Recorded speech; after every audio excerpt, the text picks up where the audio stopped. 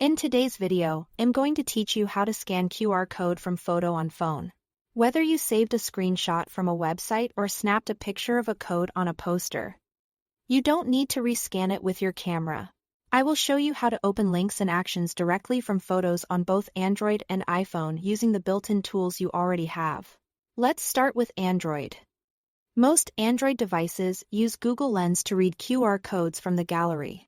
Begin by opening your Gallery or Google Photos app and selecting the image that contains the QR code. Once the photo is open, tap the three dots or the More option.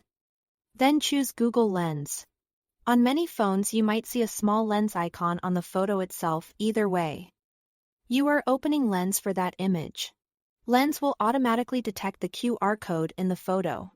When it recognizes the code, you'll see a banner or link appear over the image with the website address or action the code contains.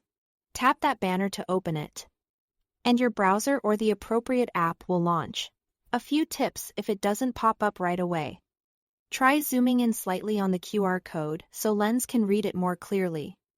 Make sure you have an internet connection, and keep your Google app and Photos app up to date. Screenshots work just as well as camera photos, and you don't need to crop the image. As always, glance at the link preview before opening to make sure it looks trustworthy. Now, let's do the same on iPhone. Open the Apple Photos app and find the photo or screenshot with the QR code. Press and hold directly on the QR code in the image. After a moment, a pop-up link or preview should appear. Tap that pop-up to open it in your default browser, like Safari or Chrome. If it's a code for something other than a website, your iPhone will suggest the appropriate action, such as adding a contact or joining a network. If nothing appears when you long press, try zooming into the QR code so it fills more of the screen. And make sure your device is running a recent version of iOS. Good lighting and a crisp image help, but even slightly blurry screenshots often work once you zoom in.